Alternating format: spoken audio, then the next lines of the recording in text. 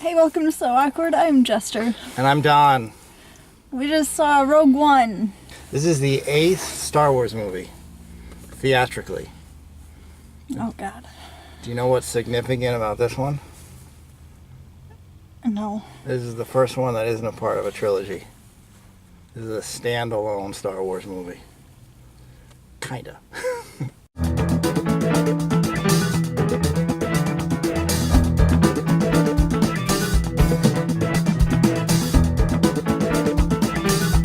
You're watching So Awkward. This is Freddy Krueger saying hi. What'd you think of it? I was really bored for a long time. Uh-oh. I was really bored until they started fighting. And I hated the ending. No spoilers. I'm not saying anything. That's it. I loved it. I thought it was the best movie I've ever seen. This might be the best Star Wars movie. Certainly since Empire Strikes Back. But I may have enjoyed it more. I loved it. From start to finish. Here's the problem for me. Okay. I didn't know what was going on. Like they call it like it's a standalone Star Wars movie, but no, it's No, not. it's not. It's all about. I mean, everybody. This is the plot of the movie. It's about them getting the Death Star plans, which at the beginning of Episode 4, the first Star Wars movie, Princess Leia puts in R2-D2, and then the trilogy starts. So it kind of is dependent upon that. Although I thought they did a pretty good job of setting up the threat of the Empire and the Death Star itself. No, you need to know Star Wars to watch this movie. Yeah, but... You I act mean, like there are people that don't know Star Wars, and there are people that don't know it. No, I'm saying there are people, but they're not being dragged to it by me, like you were. So I'm saying, if you don't know Star Wars, this is awful. But it's a Star Wars movie. I mean, it's a Star Wars movie. Yeah, but you took me to it and you're asking me my opinion knowing I don't know anything. Yeah, but it was still fun. No, it wasn't. It was totally fun. It was action-packed. I thought it had a great story. And it took like 2 hours to get to the action. It was action from start to finish. No, it wasn't. It was all action. No, it wasn't. I thought it was awesome. I thought it was great. I think Star Wars fans are going to see this movie. But as you know, I think I wasn't excited to see this movie. I kind of didn't want to see it. I mean, it's freezing cold out and it's snowing. But this movie has reinvigorated and reignited my interest and love of Star Wars. Like, I remember why I like Star Wars. I love Star Wars. I love Empire Strikes Back. Return of the Jedi is okay. The prequels are terrible. I thought Episode 7, which came out last year, was awful. Worse than the prequels. But this one I thought it was really good. I thought it was a really good Star Wars movie.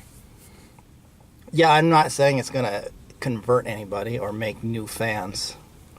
No, I spent like much of this movie, because Star Wars is owned by Disney now. And I just watched this movie. I kept thinking, did anybody from Disney watch this movie? This is not... Like, if you were afraid when Disney acquired Star Wars that they're going to make more Ewoks. There's no Ewoks in this movie. There's nothing... This movie is not for kids. That was the problem with this movie. See, that's why I liked it, because You needed Ewoks. What about that... In that scene in that city, where the rebels attacked, and there was that little guy? Yeah. I know it. He was great. I don't know the character's name. The blind guy. Donnie Yen. He was cool. He was great. He was great. I love Donnie Yen. His fight scenes were... His first big fight scene was like the coolest thing ever. Yeah, that was super neat. So what I enjoyed watching this movie was Jin. She was great. But the guy. Diego Luna? I didn't... See, I'm a big Diego Luna fan. I think he's a good actor. I like him. I don't think he did anything wrong. I didn't really care for the character. His character... I thought it was just lacking a little bit. He had like a really forced story arc that didn't... Right. It didn't really land. Even his robot... Sorry.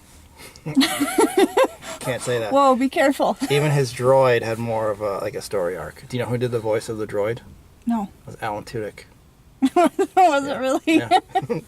He was great. This is why this movie I think works, and some of the previous movies don't. It's because the first Star Wars trilogy was based on old film serials from like the 30s and 40s. The prequels were based on Star Wars. Episode 7 was based on Star Wars. This was basically like a World War II movie, but in the Star Wars universe. It was an allegory. The first Star Wars movie, George Lucas wanted to make a movie about Vietnam, but they said no, like the studio wouldn't fund it, so he made this science fiction movie. As an allegory for Vietnam, it's a huge failure. It's got nothing to do with Vietnam. But he based it on old film serials and, the dogfight scenes from old World War II fighter movies.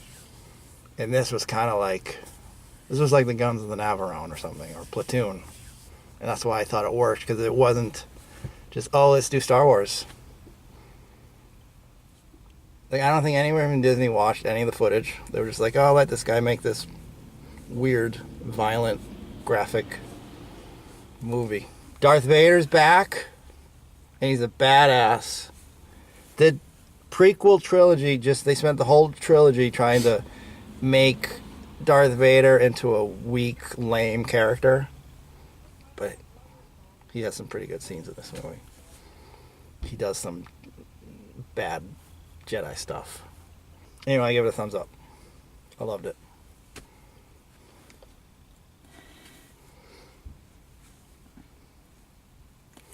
This is the only one that I didn't hate. Yeah, that's good. That's a step up. Oh, we have to talk about, or I have to mention, Grand Moff Tarkin. I don't think that's a spoiler.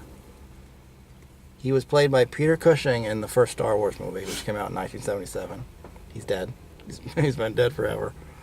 And they bring back the character, and it's CG. Did you notice that? No. He was I don't know who you're talking about. He was, there was the main villain who wore like the white cape. And then there was the other guy. And there was the other guy, like with that gray hair. With a really sallow face. Yes. That wasn't a real person? That wasn't a real person. Did that work for you? I didn't know it wasn't a real person. It was amazing. Obviously I knew it was fake, because it's like he turns around and it's Peter Cushing. That explains why they did some dramatic turnaround. They did a dramatic turnaround. Which I even wondered. Like, he turned around and I was like, I don't get it. I get it now. Now you get it. No, they resurrected a dead actor to bring... That's really neat. That's He's a whole person for, like, the movie. Because he turns around. I thought it was going to be like a one scene. I was like, oh, that was kind of neat. Well, he turns around and it's like, that's Peter Cushing. And then he starts to talk, and it's like, okay, the voice, it's a very good impression, but it's not. I've seen Star Wars 1,000 times. I've seen Peter Cushing as Van Helsing in the old Dracula movies 1,000 times. What's going on? Oh, another kiss. No. Let's not watch that. So he turns around, and it's Peter Cushing, but there was just something off. This is one of the things, people are going to say, it was the fakest thing in the world. It was totally fake. It looked terrible. No, it didn't. It looked terrible for a split second because I knew it was fake. But as the movie came on, and he was in a lot of the movie, I bought into it. Like, that was Peter Cushing. Because it fooled you. But I had no idea. So props to that. A little morbid, a little weird, but... I think it's great. That maybe won me over for the movie. Got to see Grand Moff Tarkin again. Great villain. I don't know about that, but putting a dead guy in a movie is maybe the coolest thing I've ever heard of. They put a dead guy in a movie. You guys, I changed my mind. I love this movie. All it took was a dead person. Alright, let's quit while we're ahead. Go see it. Go home. No one cares about this. I care. I don't believe this movie passed the Bechdel test. What about the scene where Mon Mothma talks to Jin? How long did they speak? I don't know. Yeah. You have to talk for a certain amount of time. It's a step up for Star Wars. Is it?